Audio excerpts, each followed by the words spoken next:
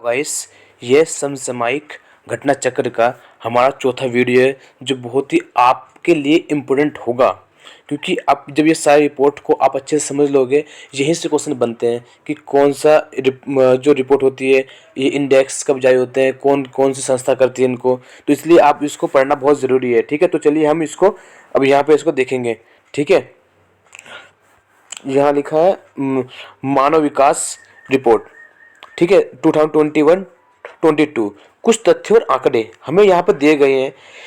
90% देशों के वर्ष 2020 या 2021 में HDI मानव विकास सूचांक, वापस था ना, ह्यूमन डेवलपमेंट इंडेक्स, वापस क्या वहाँ वापस भारत की वहाँ रैंकिंग दिखाई गई थी। और जो पॉइंट फाइव नंबर था इसका पास भारत का पास था 0.633। ठीक है, बस ये इसका वहाँ पे कलम रहा था।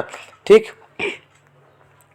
जिसे यहाँ फिर लिखा है कि HDI मूल्य में गिरावट का अनुभव करने वाले देश का हिस्सा। और देखा जो इसने गिरावट देखा कि कैसे गिरावट आ रही, उनका जो देश थे उनका अनुभव यह दिखा है।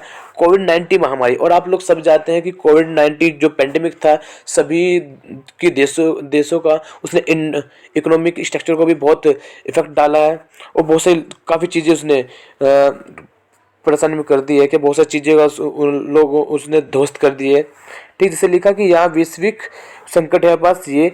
ठीक, फिर यहाँ देखो, यहाँ पे लिखा है एंथ्रोपोसीन युग में अनिश्चितताएं, डिजिटलीकरण या फिर डिजिटलीकरण, भेदभाव, जिससे ग्रही पृथ्वी पर दबाव, हिंसा, कैसे हिंसा होती है, आर्थिक असुरक्षा। ठीक, अब क्या ये आर्थिक सुरक्षा कैसे होती है वो भी है। फिर यहाँ देखो इसके बारे में यहाँ पे लिखा है कि मानव असुरक्षा की धारणा बढ़ रही है। कोविड-19 महामारी से पहले भी वैश्विक स्तर पर प्रत्येक सात में से 6 से अधिक लोग असुरक्षित महसूस कर रहे थे। मतलब क्या, जब देखा जब कोरोना वायरस इतना बढ़ गया था तो 7 में से 6 लोग ऐसे थे वो डरते थे कि उनको संक्रमित ना हो जाए। एक तरह से बहुत ज़्यादा यहाँ पर बहुत सारी चीज़ें उत्पन्न हो गई। जैसे देखा बहुत सारी चीज़ों को लेकर लोग सक्रिय हो गए, और हर लोगों को डर था कि कभी हमें भी पेंडेमिक ना हो जाए, और हर दूसरे से तीसरे व्यक्ति को डर था इसी चीज़ का। ठीक है, फिर यहाँ पे देखो ये लगभग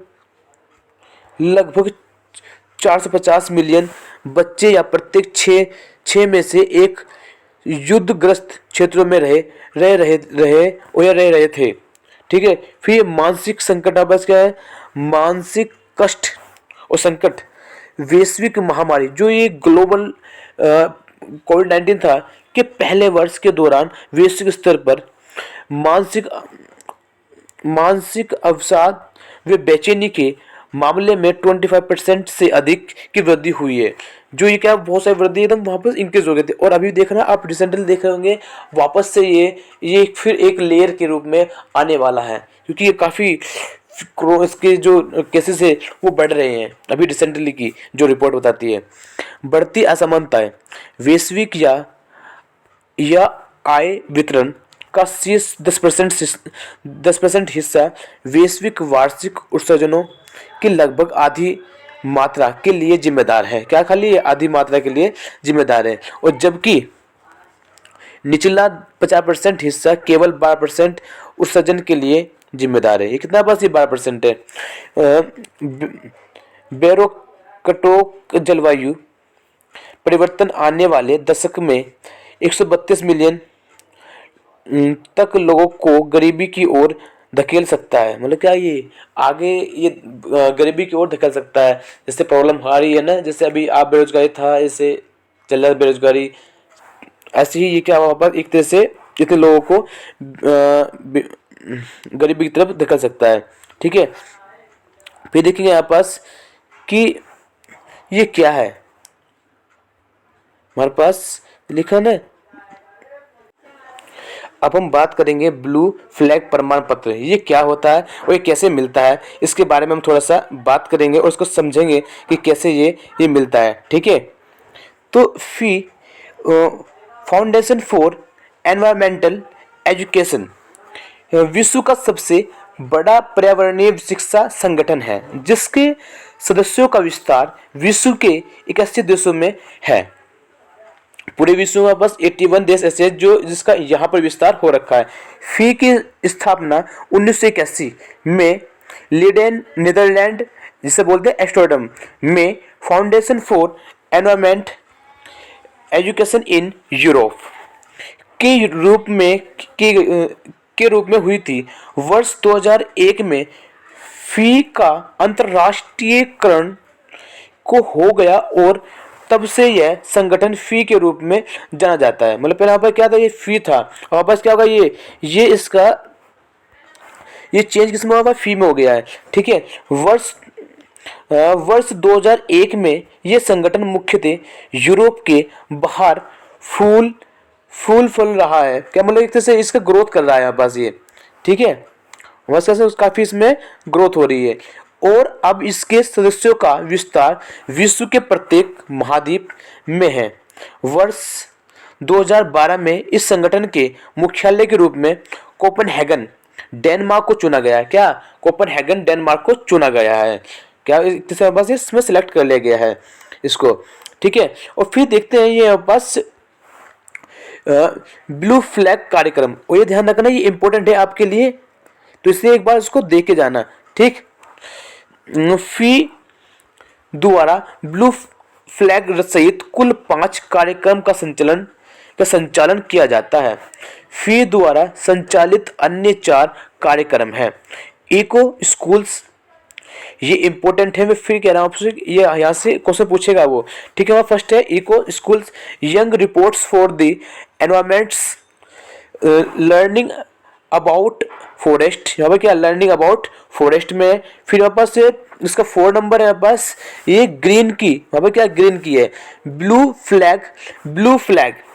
ठीक है, जैसे यहाँ पास है ना ये, जैसे आप इसको याद कर सकते हैं वाई लैग। ठीक है, सब है लैग, ये ऐसे आप इसको याद कर लो, इसका याद करना एक वहाँ पर ट्रिक हो जाएगी, वाई लैग। ठीक है, वाई मतलब कि ये young reports for the environment, और एल मतलब बस कि यहाँ पे लर्निंग अबाउट फॉरेस्ट, और फिर वहाँ पास ई मतलब बस इको स्कूल्स, और पास फिर जी मतलब यहाँ पर ग्रीन की। ठीक है, ये यहाँ पर ट्रिक है इसको याद करने का, आप इसको अच्छे से ऐसे याद कर सकते हो। ठीक है, तो ब्लू फ्लैग समुद्री तटों, बीचेस, बंदरगाहों, मैरीना तथा नौका पर्यटन संचालक को बोटिंग टूरिज्म ऑपरेशन को प्रदान किए जाने वाले विश्व के सर्वाधिक मान्यता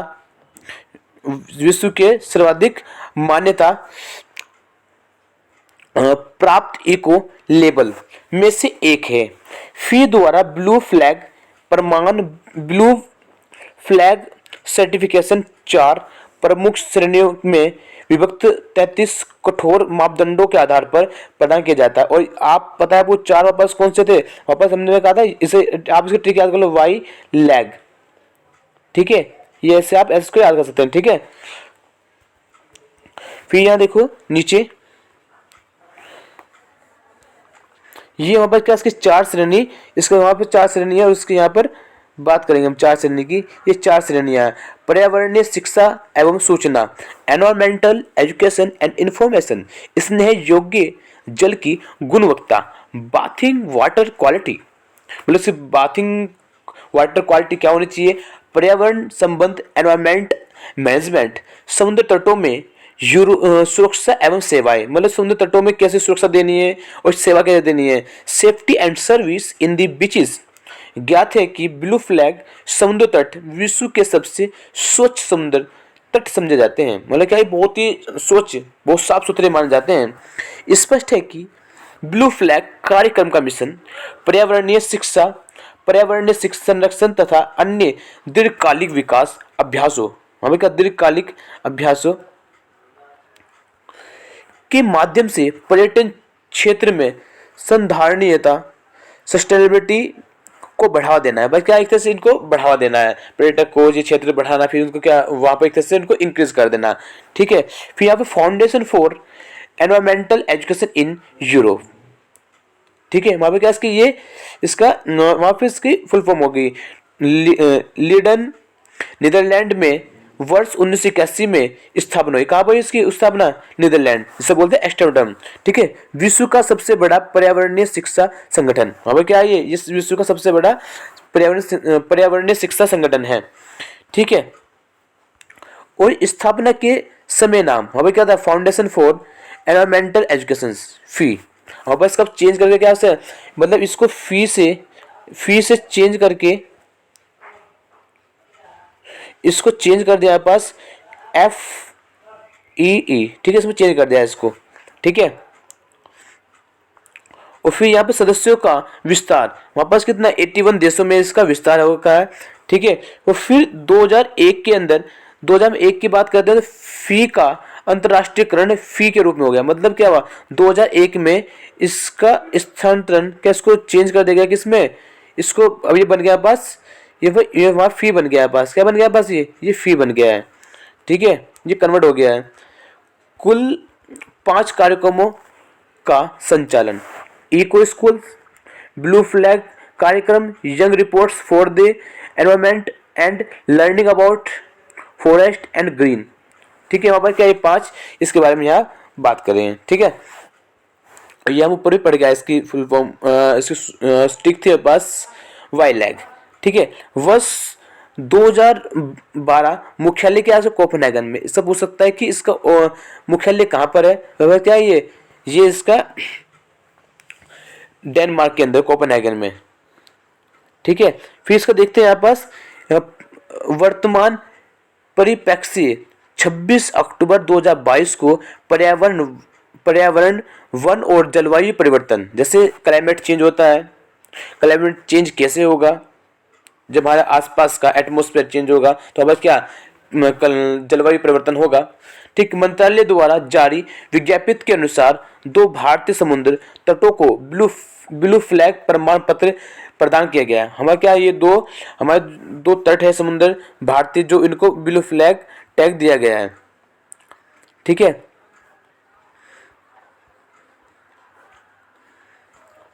फिर देखो यहाँ पर इस पे ये 2 तट हमारे पास क्या है, इनके 2 तट के यहाँ पर नाम दे रखे हैं।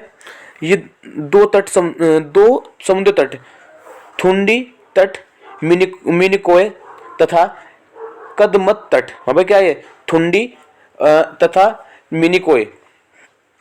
ठीक, और वह कदमत तट है पास। ये दोनों ही तट लक्षद्वीप में स्थित है। कहाँ पर ये लक्षद्वीप में। देखा वहां पास ऐसा हमारा भारत होगा ना, ये इसके यहाँ बीच में आएगा। ठीक है। इसके साथ ही भारत में अब तक कुल 12 समुद्री तटों को, कितने पास 12, इंपोर्टेंट फैक्ट है आपका ध्यान रखना इसको, 12 तटों को ब्लू फ्लैग प्रमाण पत्र प्राप्त हो चुका है। अब तक विश्व के 50 देशों की 5066 समुद्र तट, बंदरगाह एवं पर्यटन नौकाओं को ब्लू फ्लैग प्रमाण पत्र प्रदान किया जा चुका है। ठीक है। अब यहाँ देखते हैं इसके बारे में थुंडी तट, वहाँ क्या थुंडी तट वहाँ पास क्या है इसके बारे में थोड़ा सा अब हम देखते हैं अच्छे से। ठीक है। थुंडी तट यहाँ पास क्या है, थुंडी तट यह लक्षद्वीप के सबसे प्राचीन एवं मनोरम तटों में से एक है।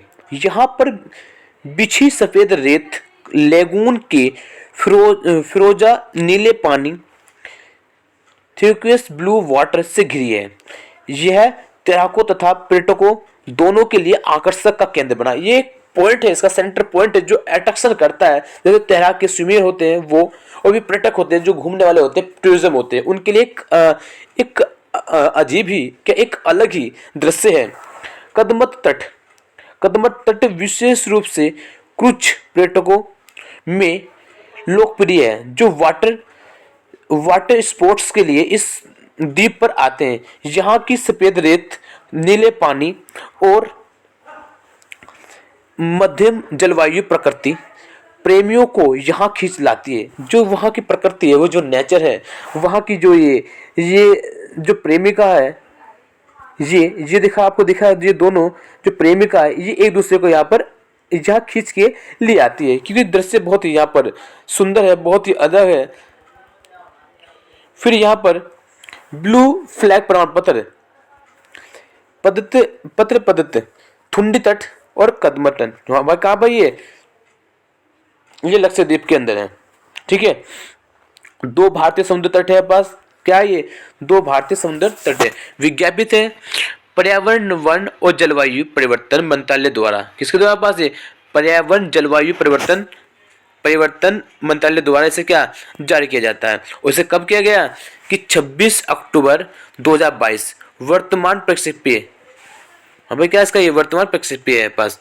ठीक है, यहाँ पर देखते हैं कि ब्लू फ्लैग प्रमाण पत्र 12 भारतीय समुद्र तट, शिवराजपुर गुजरात का है, घोगला द्वीप, दादरा एवं नागर हवेली और दमन एवं द्वीप, यहाँ पर क्या ये भी पदुबिद्री कर्नाटक में है, कासरकोड कर्नाटक में है, कप्पड़ केरल में है, कोवलम तमिलनाडु में है और ईडन पुडुचेरी, ये भी यहाँ पास पुडुचेरी में लिखा है ईडन, वहाँ पर कहाँ है ये? पुडुचेरी। ठीक है, फिर यहाँ पे रूसी कोंडा आंध्र प्रदेश, गोल्डन उड़ीसा में है और फिर राधानगर स्वराज द्वीप अंडमान और निकोबार द्वीप समूह, थुंडी तट लक्षद्वीप, कदमत तट लक्षद्वीप।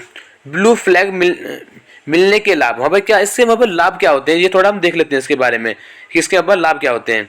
ठीक है, पर्यावरणीय या पर्यावरण संरक्षण और तटीय राज्यों में सतत विकास को बढ़ावा देना, मतलब क्या एक तरह से यहाँ विकास करना है, सस्टेनेबल डेवलपमेंट करना है। पर्यावरणीय पर्यटन में वृद्धि होगी जिससे राजस्व की कमी को दूर किया जा सकता है। मतलब सपोज को जैसे यहाँ का माहौल अच्छा होगा, थोड़ा अट्रैक्टिव होगा, तो यहाँ पर्यटन लोग घूमने आएंगे, जिससे अब क्या होगा, जो हमारा राजस्व है वो जो उसमें जो कमी होती है उसमें थोड़ा बढ़ोतरी हो जाएगी, फिर उसको दूर कर सकते हैं इस कमी को। यहाँ पर इसका ये भी एक कारण है पास। ठीक है, फिर ये स्वच्छता और जलीय जीवन की गुणवत्ता में वृद्धि होगी, रोजगार के अतिरिक्त अवसरों का सृजन होगा। भारत द्वारा ब्लू फ्लैग कार्यक्रम का सफल कार्यान्वयन ऐसे देशों के लिए एक उदाहरण है जिन्हें अब तक ब्लू फ्लैग प्रमाण पत्र नहीं प्राप्त हुआ है। ठीक है, ऐसे देश भारत से प्रेरणा लेकर संधारणीय तटीय प्रबंधन के माध्यम से अपने तटीय पारिस्थितिकी तंत्र की सुरक्षा सुनिश्चित करने के साथ पर्यटन को भी आकर्षक या फिर आकर्षित कर सकते हैं। ठीक है, ओके गाइस, थैंक यू।